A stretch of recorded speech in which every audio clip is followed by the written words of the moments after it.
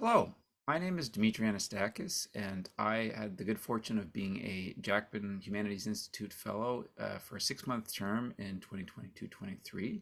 And it's my great pleasure to be able to provide this overview discussion of the research that I conducted while I was on my term and how it fits within the broader project of what I am researching for this. I just wanted to take a moment and thank Alison Keith, the director of the JHI, and Sonia Johnston for facilitating this. And I'm really happy to be able to provide this discussion today because it helps kind of frame the work that I'm doing and give people in the Jackman community a bit of idea of the research that's being conducted. So I'm just going to switch over to a PowerPoint and share my screen because I think that's probably the easiest way to frame my time. Allison has suggested I keep it to 20 minutes or less, so I'm going to do my best to do so. And I'm going to provide some visuals that will also kind of help give viewers something to look at while I'm doing my discussion. So my discussion today is willing, accidental, or reluctant neoliberalism, some JHI-inspired thoughts on unraveling Canadian political economy in the 1980s and the 1990s. And this is a broader project that looks at the emergence of political economy from the 1940s, neoliberalism from the 1940s in Canada right up until 2020, as I'll mention in a moment. And the project itself comes from a natural transition in my own research. For many years, I worked a lot on automotive issues in Canada, framing the Canadian automotive industry within a continental and global context. And that was a natural transition towards looking at questions around neoliberalism, especially free trade.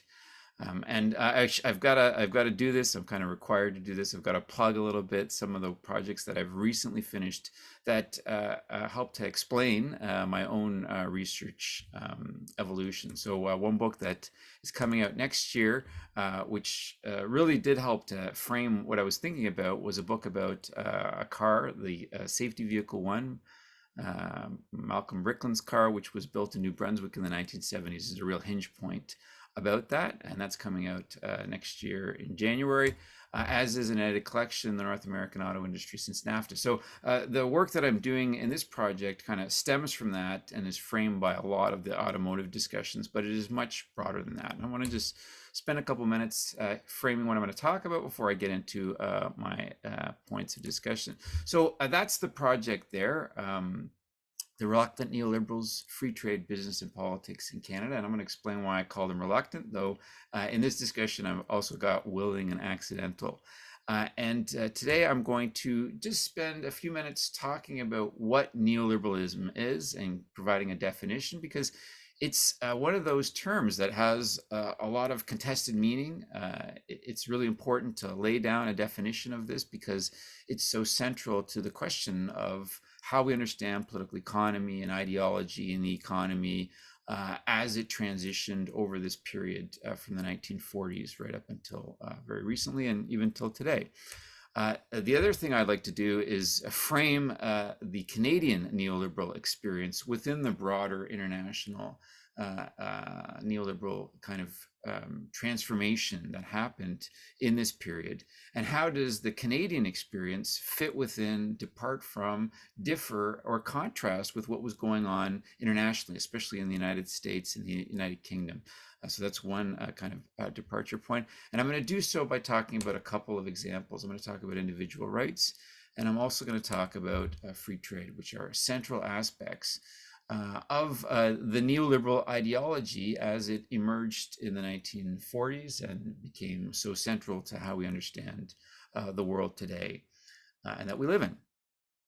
Okay, so I just want to start off by talking a little bit about what is a neoliberal, because this is a tricky question in a lot of ways. The definition is something that I get asked about a lot. I gave a course a couple of years ago on North American neoliberalism, and that was one of the things that the students and I really talked about, which was, how do you think about what is a neoliberal? And a neoliberal in the kind of post-war period and the idea of neoliberalism really emerged from the work of a small group of economists and political scientists that really started to get together in the early post-war period, who were classical liberals in the early post-war period. And when I say classical liberals, I mean that these were economists, people like Frederick Hayek, people like Milton Friedman, who really believed in certain aspects of how the economy and politics should function that harken back to the way things were before the 1930s and even before 1900 in a lot of ways.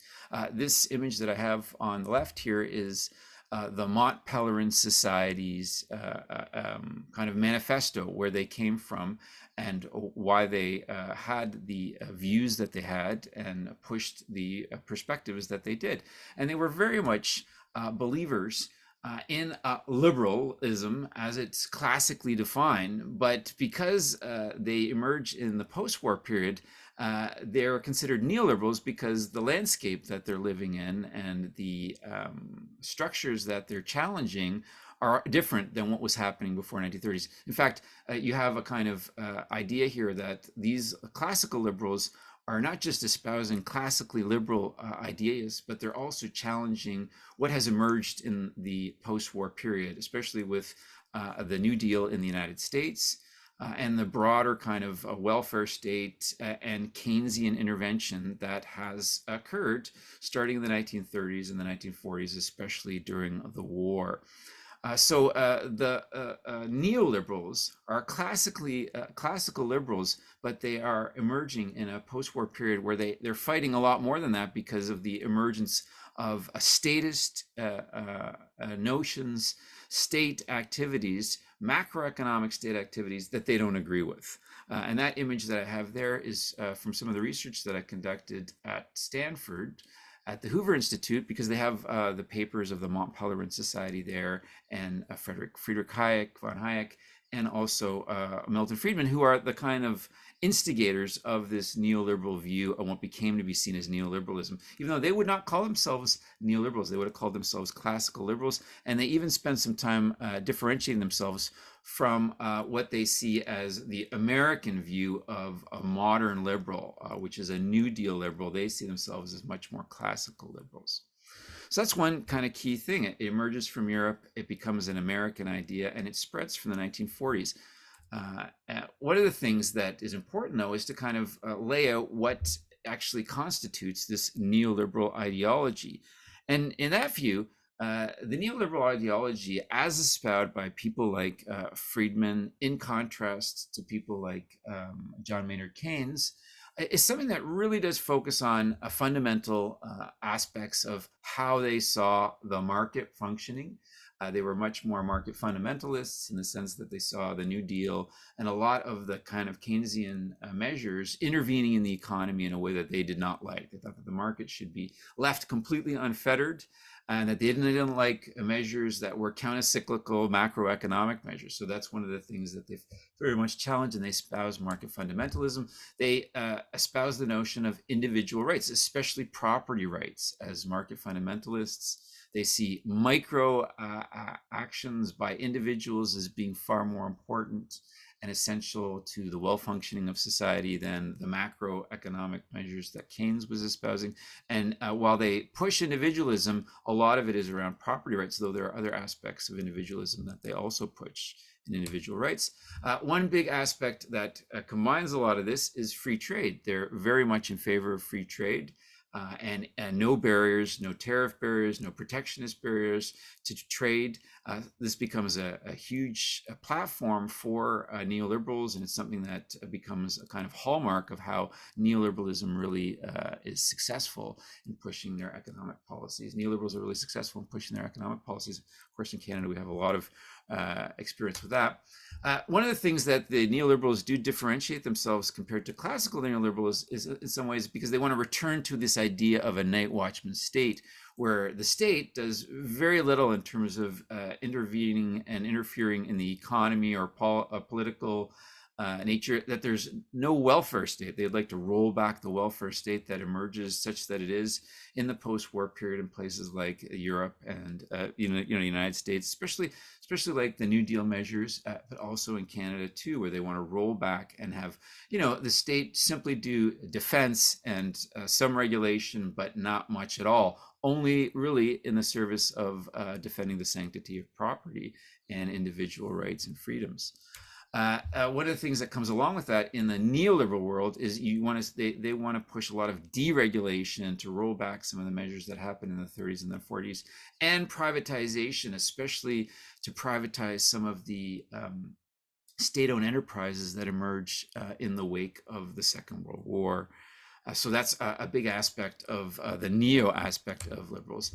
And most of these are economic prescriptions, but there are some aspects of the neoliberal political philosophy that emerges in the 40s and spreads across the world that is not specifically economic. So, for example, Milton Friedman, in terms of his view about individual rights, was pivotal in ending conscription in the United States at the end of the Vietnam War, and he saw that as an unfair conscription of people's freedom. So that's not economic, but it is something that is pretty important.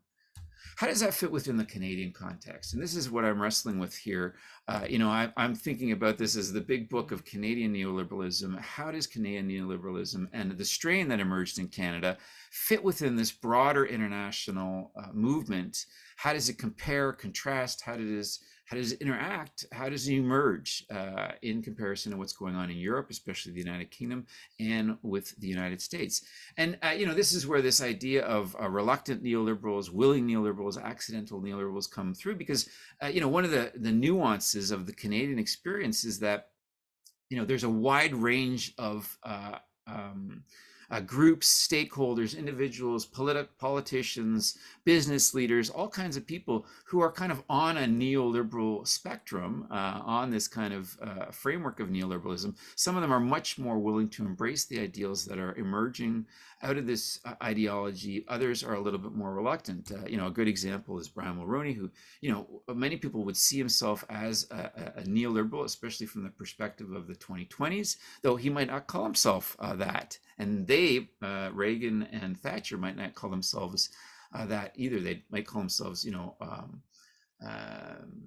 neoconservatives at the time in the 1980s, but in the parlance and the definition nowadays, we think of them as neoliberals. But Mulroney unquestionably embraced some neoliberal ideas. He said that Canada was open for business again, and he embraced free trade, but there were other aspects of him that were not a neoliberal.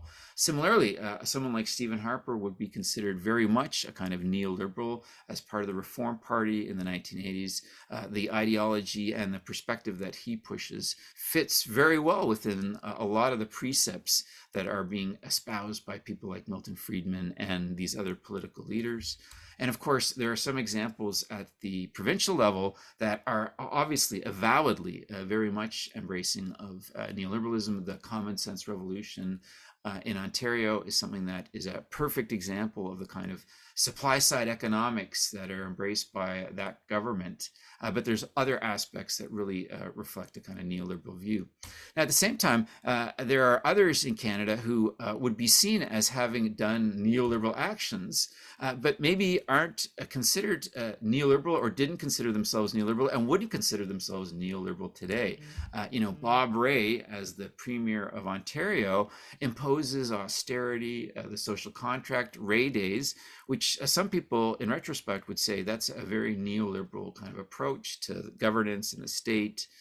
But he wouldn't consider himself a neoliberal, though others might accuse him of such. And that's one of the things about that term, neoliberal. It's contested because in some views it's seen as very pejorative. It's seen as an accusation.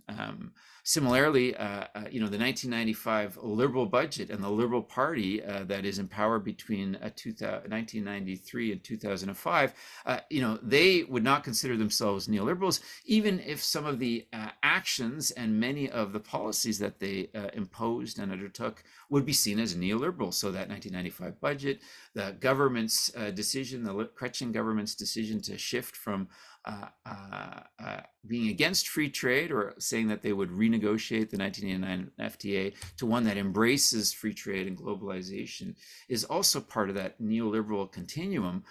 But if you were to say that Jean Chrétien or Paul Martin were neoliberals, they would contest that. They would say, no, the kind of context that we were doing this is something that emerges from a particular Canadian experience that doesn't fit exactly within the confines of what neoliberalism has become to define.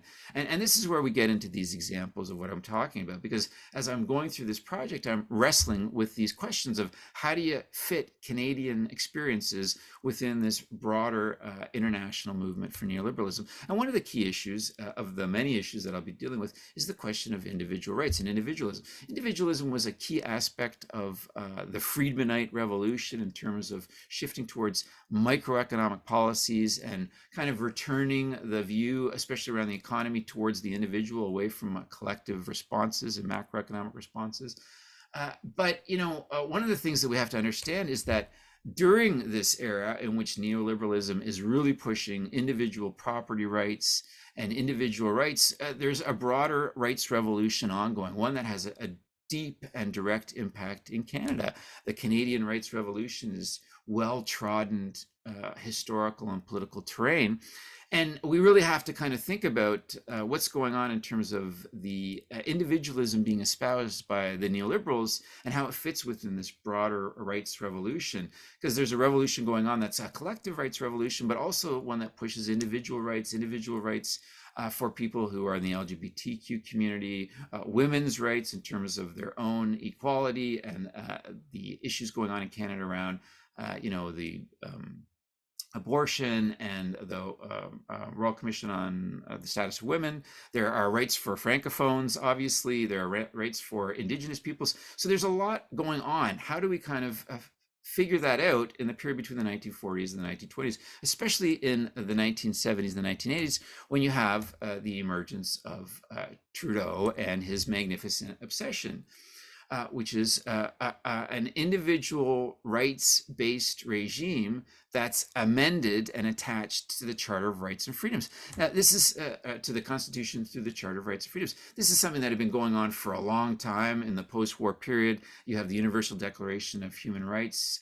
from the United Nations, which a Canadian, John Humphreys, plays a pretty big role in. You've got the Diefenbaker 1960 Bill of Rights, and then eventually you've got the Charter of Rights and Freedoms. Obviously, the Charter of Rights and Freedoms is a document that fits in some way within this broader rights revolution, obviously, but it also needs to speak to the kind of individual rights that are being espoused by people like Friedman. Now, the Charter of Rights and Freedoms does not include a property clause. It doesn't include property rights as an individual right.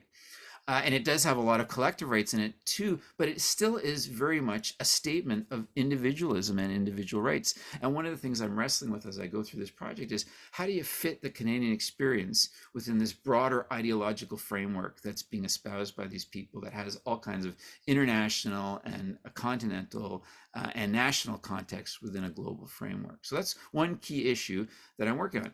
Another key issue that I'm working on is the question of free trade. And free trade is something that is, kind of a natural progression for me because of all the work that I've done on trade relations beforehand.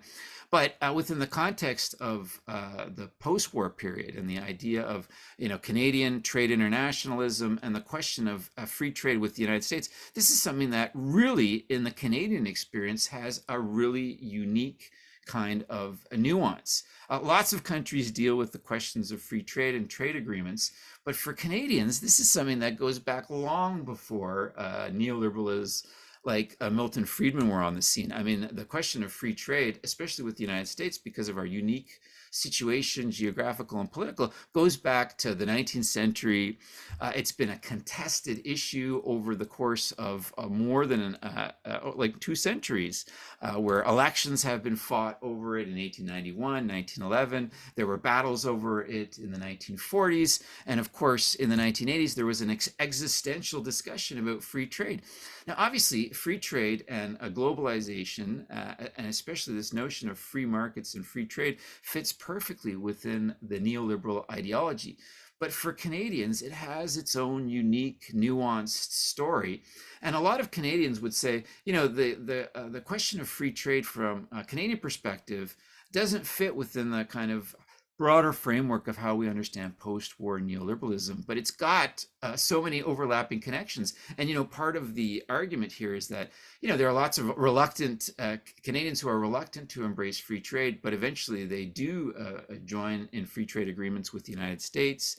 which is a huge step forward for the project of neoliberalism. And Canadians have to realize that they're on the ground floor of this, whether they're reluctant or willing, but it becomes a significant aspect of how we understand Canadian political economy going forward. One that really shapes the discussion of free trade and our relations with this neoliberal idea, with the United States, with Mexico, even going into the 1990s and right up until today. It's amazing to think about it, but the free trade thread for Canadians is something that is just as important in the 18th and 19th centuries as it is in the 20th and 21st centuries. And how do you fit that broader kind of evolution within the context of the emergence of a neoliberal ideology? How does it overlap? How does it fit? How does it contrast? How do you have situations where Justin Trudeau in the 21st century is one of the most vociferous defenders of free trade as a liberal, many people would not call him a neoliberal, though many people would say, yes, he's bought into the neoliberal Kool-Aid, so to speak.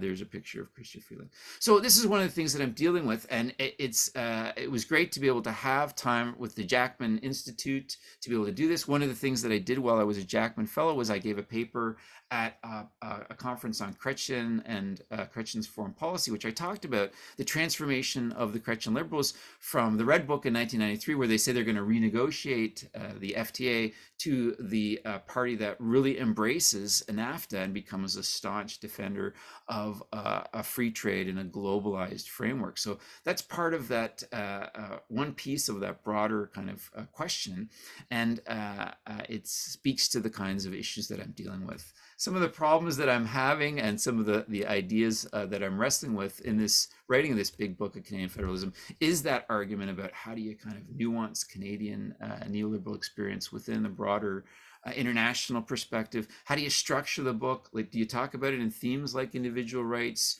or free trade, or do you do a chronology and talk about it as neoliberalism and the idea spreads from Europe and the United States into Canada?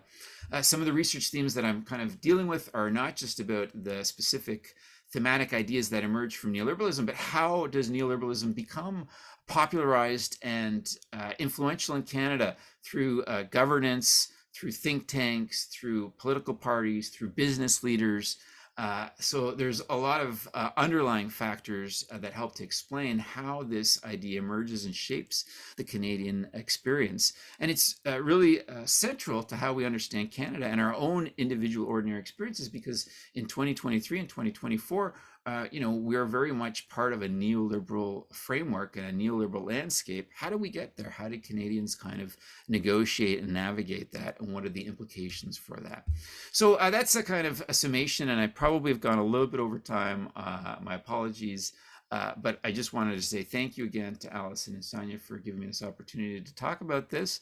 And if anybody has any questions and they want to reach out and talk neoliberalism in Canada, my email is there, and I look forward to any discussions that people might have going forward. Thank you.